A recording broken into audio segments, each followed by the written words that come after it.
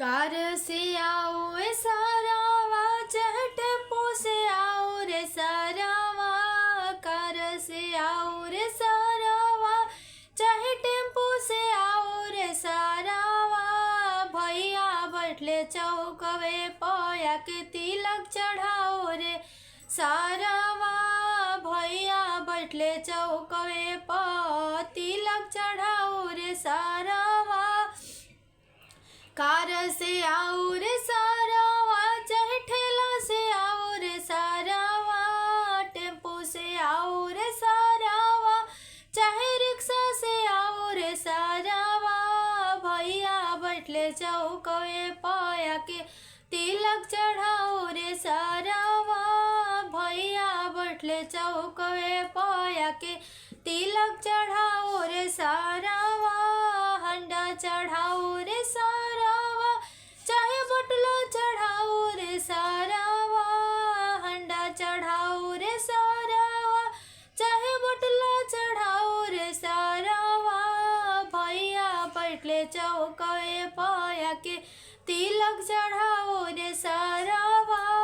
भैया बैठले चौकवे पया के तिलक चढ़ाओ रे सारावा। कोट पैंट चढ़ाओ रे सारावा, चाहे सिकड़ी चढ़ाओ रे सारावा।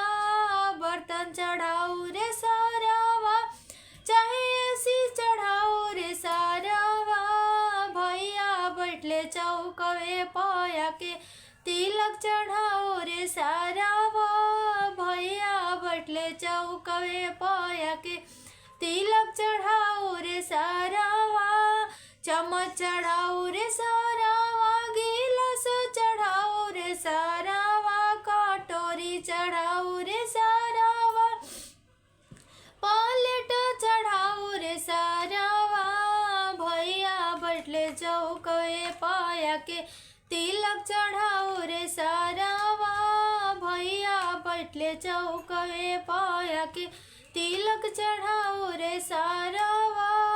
हंडा चढ़ाओ रे सारावा, टीवी चढ़ाओ रे सारावा। कूलर चढ़ाओ रे सारावा, अरे मिक्सी चढ़ाओ रे सारावा। भैया बैठले चौकवे पया के तिलक चढ़ाओ रे सारावा। भैया बैठले चौकवे पया के तिलक चढ़ाओ रे सारावा।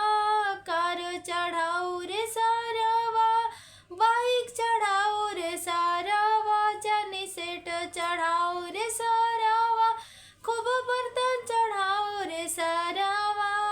भैया बैठले चौकवे पया के तिलक चढ़ाओ रे सारावा। भैया बैठले चौकवे पया के तिलक चढ़ाओ रे सारावा। तो ही रहला तिलक के गारी गीत। अगर आप सबके अच्छा लागल हो तो हमारे चैनल के जरूर सपोर्ट करब जा, प्लीज़ सब्सक्राइब कर लेब जा। जय माता दी।